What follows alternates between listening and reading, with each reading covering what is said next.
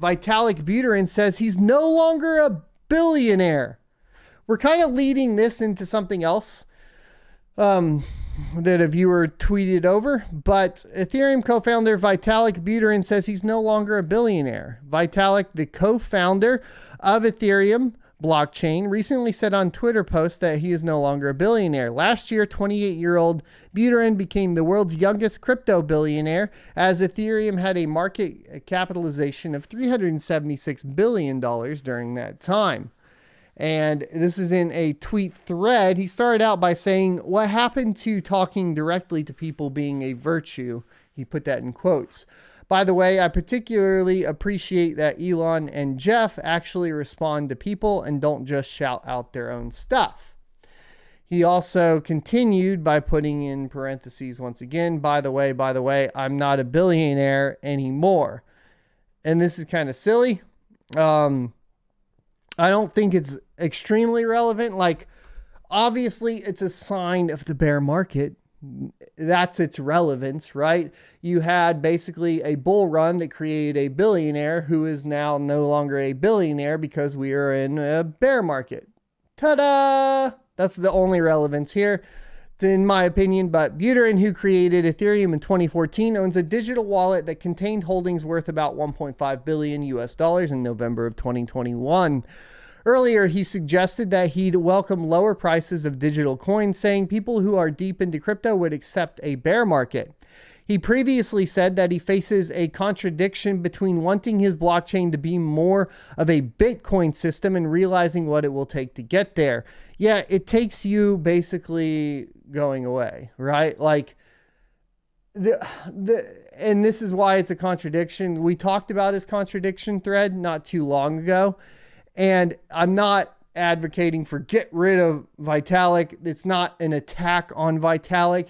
It's just basically, if you wanted to compare the largest difference between Bitcoin and everything else, is that the founder is no longer around and the wallet's not touched anymore, right? Like, that is what creates it. There's no Bitcoin foundation that controls the changes made on the network. That's another big one. Obviously, what this comes down to is a problem of ego and control over the blockchain and thinking you know what's best, Vitalik. That's the problem, right? And I understand that you're starting to, and I don't want to speak directly to him because it's not like you would ever watch it or anything like that. But just in theory, right, that is the problem, right? You can't ever turn Ethereum into Bitcoin without no longer basically treating Ethereum as it's currently treated with the foundation, etc. Right? So it's kind of silly. During the pandemic, Buterin sent Shiba Inu and other crypto donations he received to various charities, including 50 trillion SHIB, around $1.2 billion at the time, to the India COVID Crypto Relief Fund.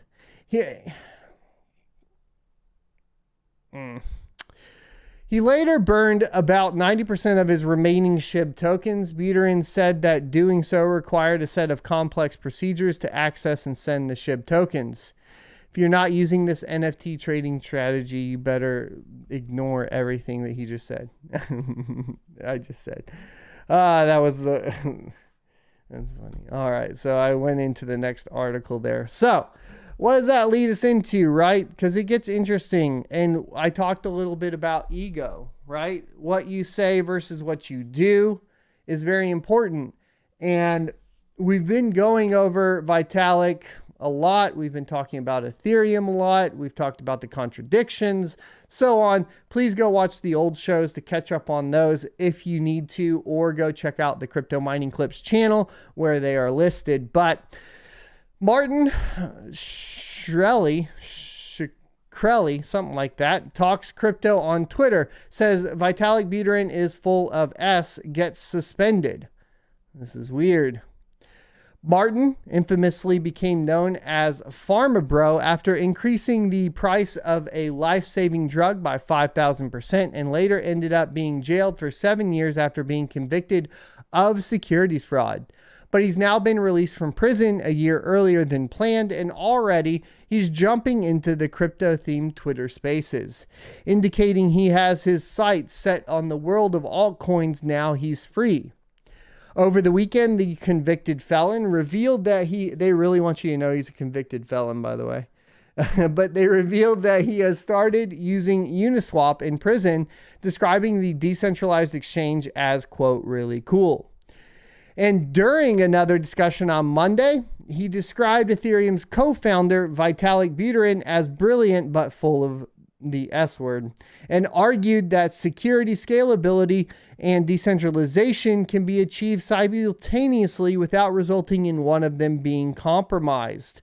That's an interesting concept. So he argues that security, scalability, and decentralization can be achieved simultaneously without resulting in one of them being compromised. And I think this has been a big debate that's going on recently, just in the crypto sphere in general. In fact, down in the comment section on Twitter, it's not uncommon for me to see, whenever we talk about decentralization, people basically coming out in defense of centralization and saying they want a centralized cryptocurrency option. And here's what I would take you back to, because I think that we need to start discussing the nuanced, basically, topics and portions of blockchain within it, right? So if we start talking about what has to be decentralized, end of story, doesn't matter, is going to be layer one. So any layer one blockchain. So Ethereum, Bitcoin, on its base layer, it should be decentralized. In my opinion, it should also be simple, and it should also just be basically sound, right? It should be able to last forever. Now, I get a lot of this, of course, from all of the Bitcoin maximalists, and I think I stand by it. I agree with it for the most part, right? Things where we start moving into more centralization, let's say like building layer 2 to increase transaction speeds and so on, maybe like Lightning Network or whatever it may be. I think you can still keep those decentralized to a certain extent, right? Layer 2 would be like basically adding on top of, that's where I would put the scalability. So I think your scalability can still be decentralized by and large via layer 2. And I think that you keep those two separate, right? And then finally, the part where I would say you could compromise on essentially the decentralization factor, at least from my understanding, would be on the layer 3 portion. Specifically because you are usually utilizing some sort of layer 3 to interact with traditional finance, governments, banks, etc. So if you build that on top of it and you have your layer 3, and there are people that want custodial options, whether that's utilizing something as large as Gemini for like large holding funds and cold storage, or they want to utilize something like a Coinbase or a crypto.com. If you are interacting with some other currency that is controlled by a government, then I think I understand that perspective of going a little bit further into centralization. Once again, I think this is a more nuanced topic than a lot of people within cryptocurrency like to give it credit for, and everybody likes to butt heads over it, right? So the most important part, though, is that your base layer, the layer 1, is decentralized, right? And I think that a large problem with Ethereum that comes into play, and with a lot of other blockchains, including small ones that like to come in and like spam my chat with stuff, is that they get really, really complicated on that base layer. They start adding things in. They want to make it more scalable. They want to make it more energy efficient. They want to do all of these things in that base layer that then compromises, well, the security for one, right? Which is a big problem. So do I agree with him that security, scalability, and decentralization can be achieved simultaneously without resulting in one of them being compromised? Yes, but only from a nuanced perspective, because I don't think you achieve full scalability on the base layer without compromising either the security or the decentralization, right? I think you have to go beyond that personally. Despite the fact that he's banned from working in the pharma sector for life, he also seemed unrepentant about his past behavior. As chief executive of Turing Pharmaceuticals, he acquired Daraprim, a drug used for treating AIDS, malaria, and cancer, and increased prices from $13.50 a tablet to $750 a tablet, indicating that he hasn't learned his lesson or reflected all that much during his time behind bars. He said he didn't really give a F and claimed such high prices are justified, giving many Americans have health insurance cover. This has been a problem in the US for a long time, and I'm sure it's a problem to a certain extent elsewhere. And it is going to, as far as health insurance and healthcare is concerned, the perspective from the doctors and so on is that the insurance companies will cover it, therefore will charge the crap out of them, and then you end up with what we have as probably one of the worst healthcare systems, in my humble opinion, and that's coming from someone that has a lot of medical debt. Because if you guys didn't know, I have replaced hips, I replaced shoulder, I had a pulmonary embolism a couple years ago. I have tons of medical bills, and I had insurance during all of those periods, and I still owe outside of the insurance. So it didn't ever cover it all.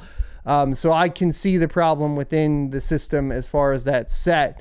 And unfortunately, I do think that a part of it is this perception that, well, it's never going to go to the end user, so we'll just charge the doctors are trying to make more money.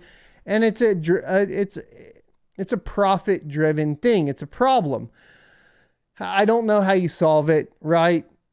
But definitely individuals that talk like this, I don't really respect when they say stuff like this.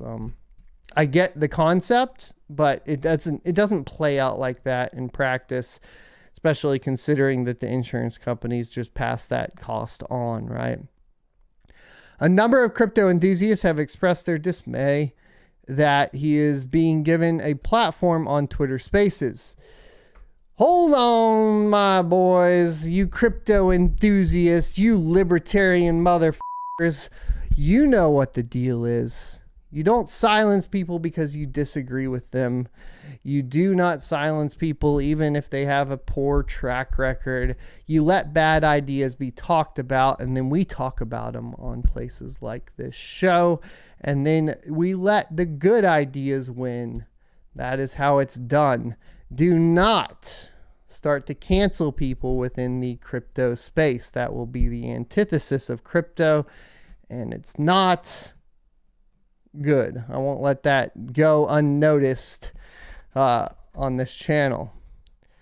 Back on Saturday, before he was criticized by Shkreli, I got to go look it up. I apologize. Buterin had tweeted, quote, "How do we create a culture where it's harder to set or become the topic of public conversation by doing something terrible and easier to do so by doing something great?" Meanwhile, Zephram.eth, known as Board Genius on Twitter, warned simping for evil pharma bro Martin is gonna set a new low of the public perception of crypto. I find it morally problematic even as someone heavily into crypto. My man, anytime you start using problematic to silence people, I don't take you serious. Look, man, I don't agree with this guy did with pharma, but let him talk and then talk the points. Battle him with your ideas, not with just talking trash. Because now all I do is not believe anything Board Genius says because he doesn't have valid opinions and arguments. He just has attacks.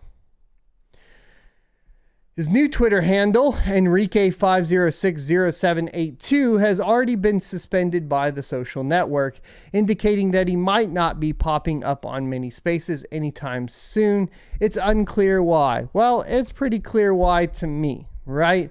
And that is that essentially Twitter doesn't want people that have clearly had some sort of felony record in the past that also does not align with the current talking points, whether that's from Vitalik Buterin or anybody else.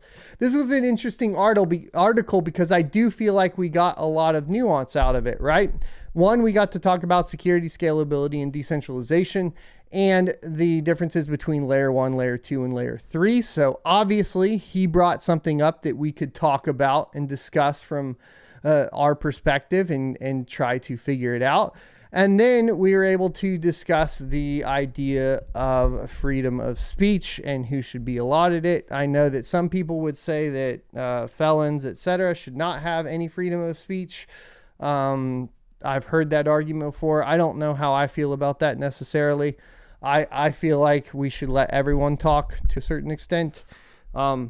Obviously, well, the idea is that you respond, right? And that's how I feel about it. Let me know what you guys think in the comment section below.